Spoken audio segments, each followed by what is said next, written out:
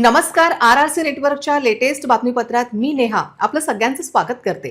अशा आहेत आजच्या हेडलाईन्स.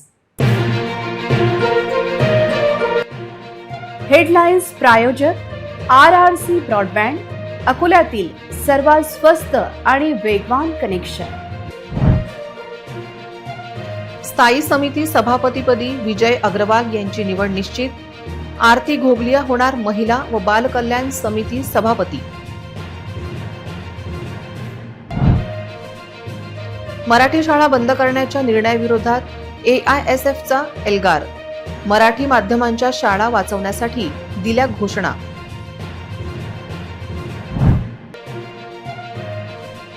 अकोला पोलिसांच्या प्रोजेक्ट त्रिनेत्रची राष्ट्रीय स्तरावर निवड.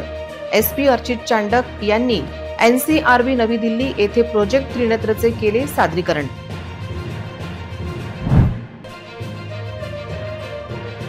शहरात वाहन चोरीच्या घटनात वाढ. सिंदीकॅम्प परिसरातून 4 चाकी वाहन चोरी.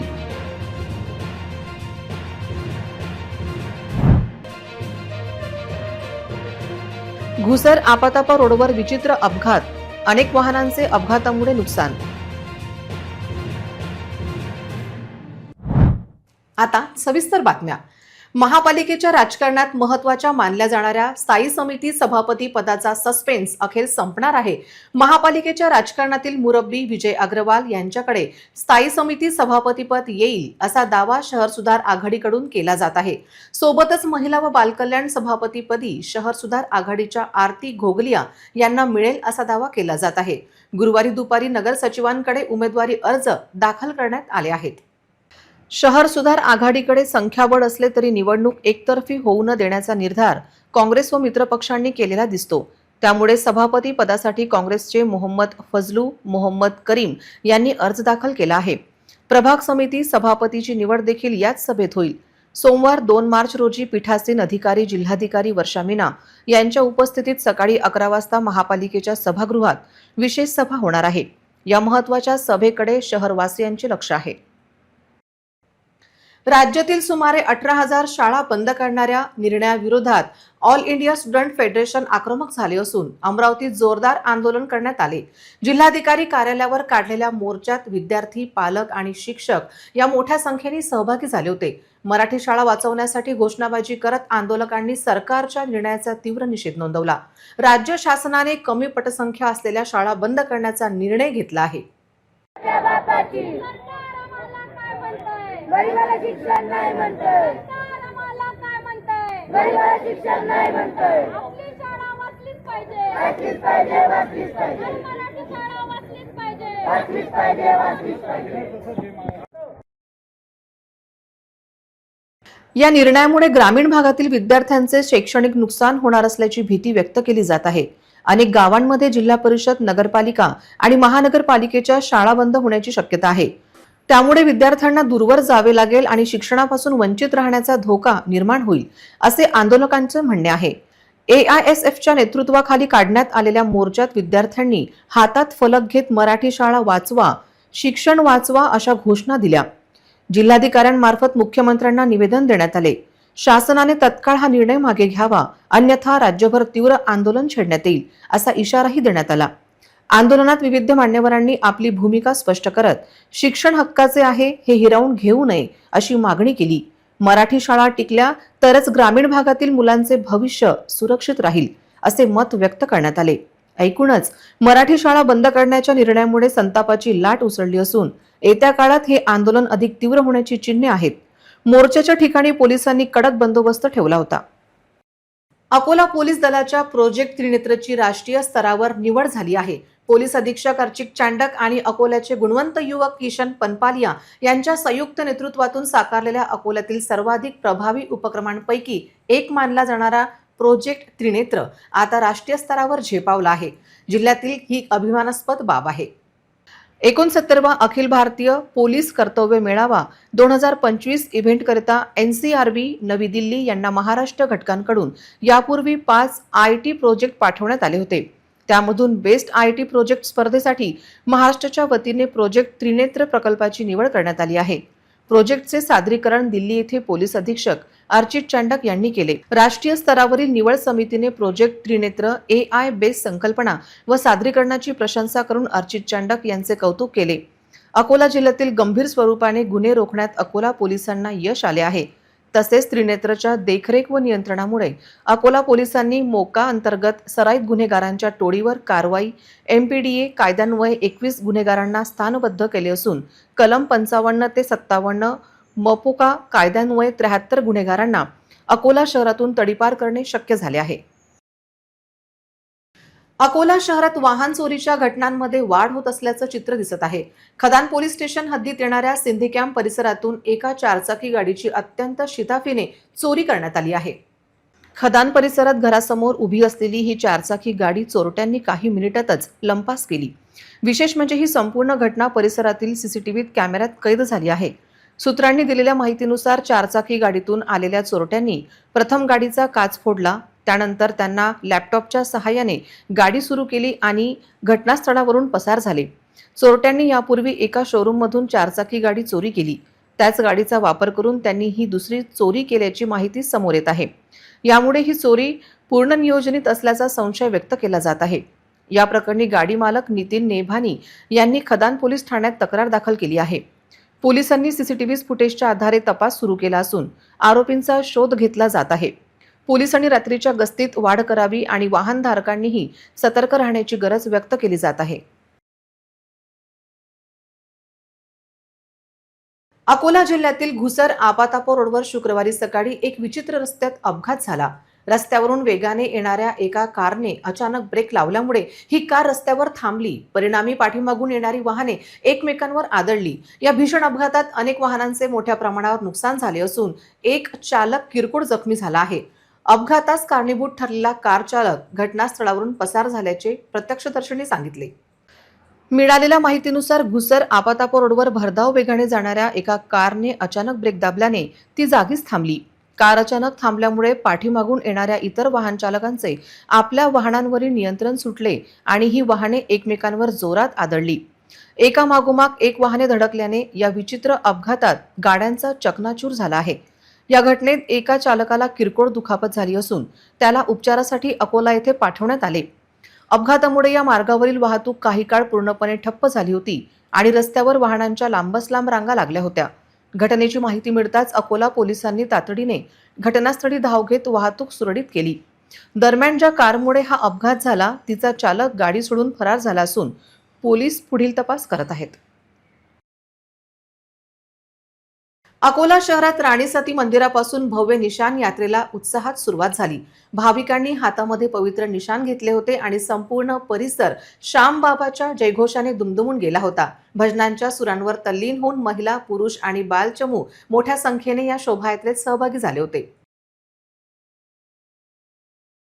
ही यात्रा राणी सती मंदिर, पंचायत समिती, गांधी चौक, सिटी कोतवाली चौक, चित्रा चौक, खोलेश्वर परशुराम चौक, सरकारी बगीचा आणि अनिकट चौक मार्गे श्री श्यामबाबा मंदिरात पोहोचली। मंदिरात बाबांच्या चरणी सर्व निशाण अर्पण करण्यात आले आणि महाआरती पार पडली। ठिकठिकाणी विविध समाजाच्या वतीने भाविकांचे पुष्पवृष्टी आणि अल्पोपहार देऊन स्वागत करण्यात आले। फाल्गुन उत्सवाचे औचित्य साधून ओल्ड सिटी ग्रुपतर्फे अकोला ते बोरगाव मंजू अशी मोठी निशाण यात्रा काढण्यात आली आणि महाआरती पार पडली। ठिकठिकाणी विविध समाजाच्या वतीने भाविकांचे पुष्पवृष्टी आणि अल्पोपहार देऊन स्वागत करण्यात आले। फाल्गुन उत्सवाचे औचित्य साधून ओल्ड सिटी ग्रुपतर्फे अकोला ते बोरगाव मंजू अशी मोठी निशाण यात्रा काढण्यात आली।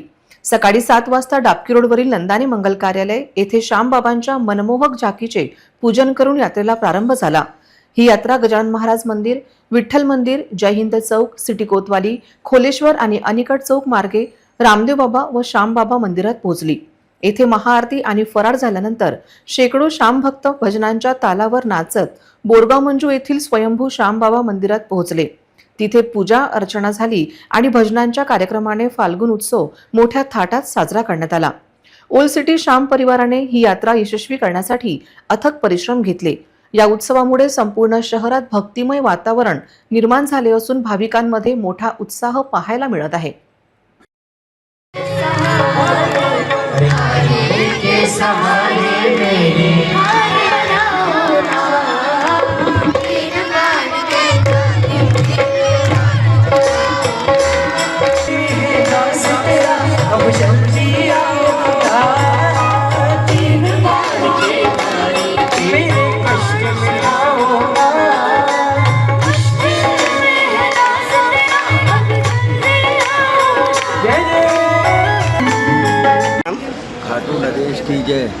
नाम है पंडित गोपाल वाल्मीकि शर्मा। मैं हमारे कुलदेव का श्याम बाबा है।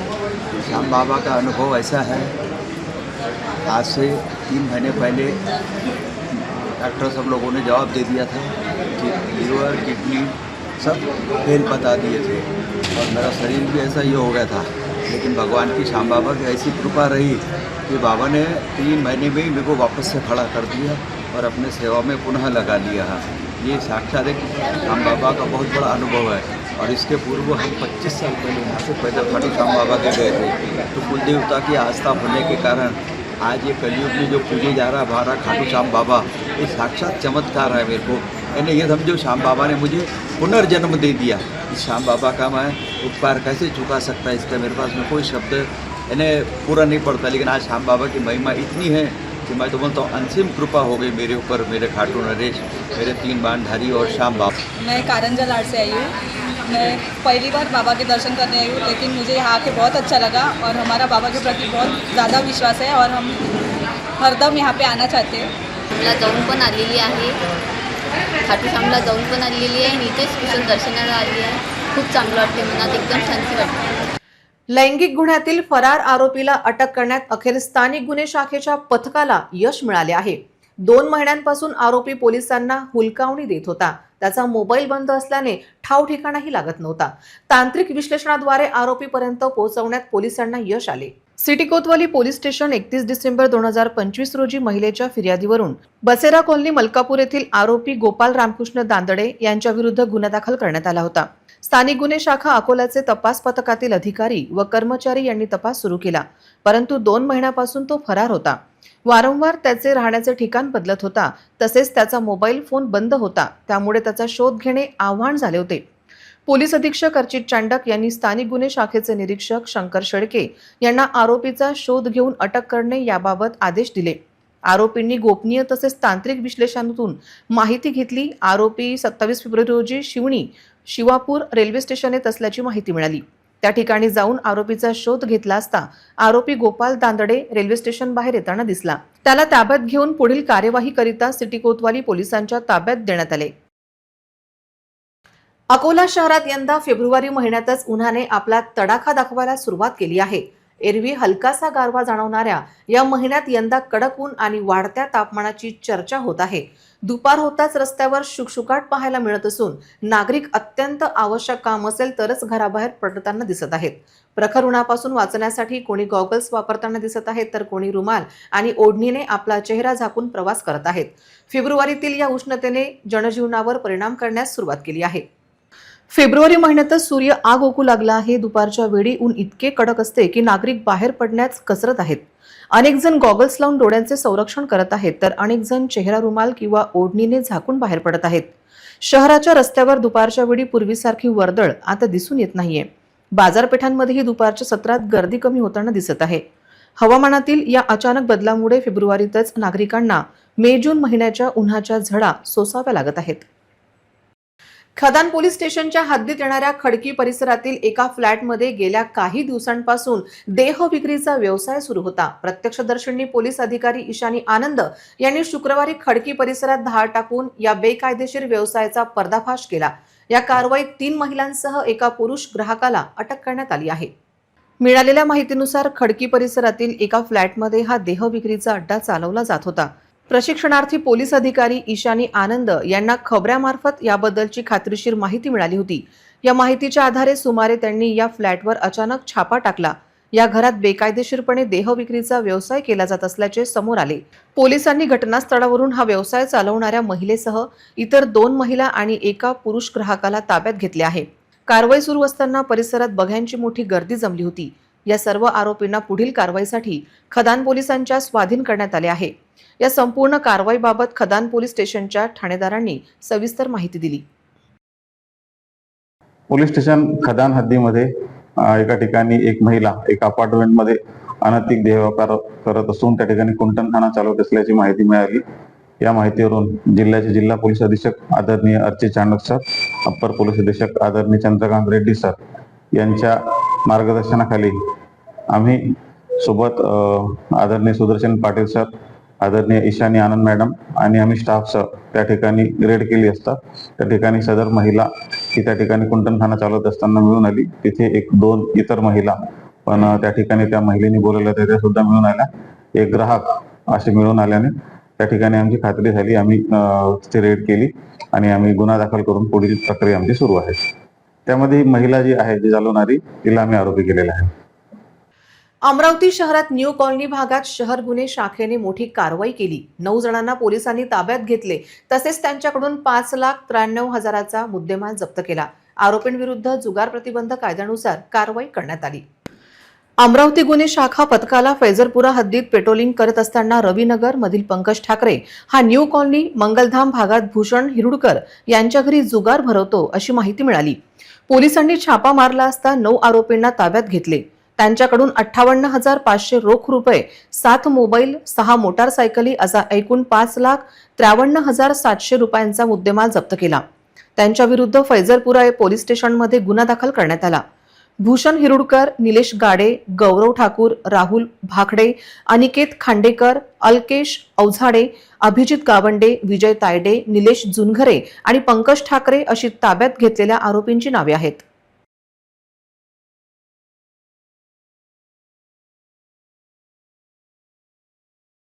पुन्हा एक नजर टाकूया आजच्या प्रमुख घडामोडींवर.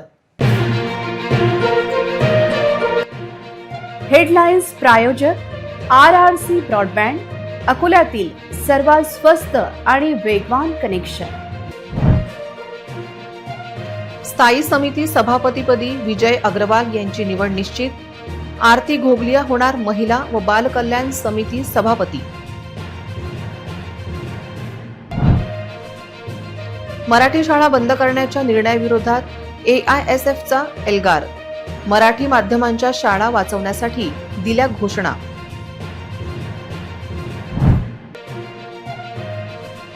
अकोला पोलिसांच्या प्रोजेक्ट त्रिनेत्रची राष्ट्रीय स्तरावर निवड. SP अर्चित चांडक यांनी NCRB नवी दिल्ली येथे प्रोजेक्ट त्रिनेत्रचे केले सादरीकरण.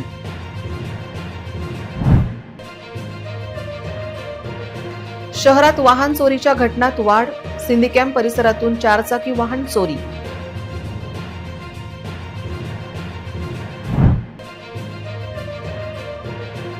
घुसर आपातापा रोडवर विचित्र अपघात. अनेक वाहनांचे अपघातामुळे नुकसान.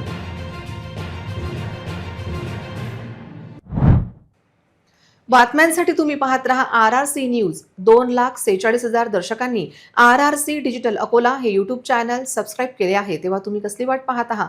तुम्ही पण सबस्क्राईब करा आणि बेल आयकॉन क्लिक करत RRCच्या बातम्या निरंतर पहा. तुमच्या मोबाईलवर नोटिफिकेशन मिळवण्यासाठी सबस्क्राईब करा RRCचे हे YouTube चॅनल. लाईक आणि फॉरवर्ड करा RRC डिजिटल अकोलाचे हे न्यूज बुलेटिन. पुन्हा भेटूया लेटेस्ट बातम्यांसह नवीन बातमीपत्रात. तोवर नमस्कार.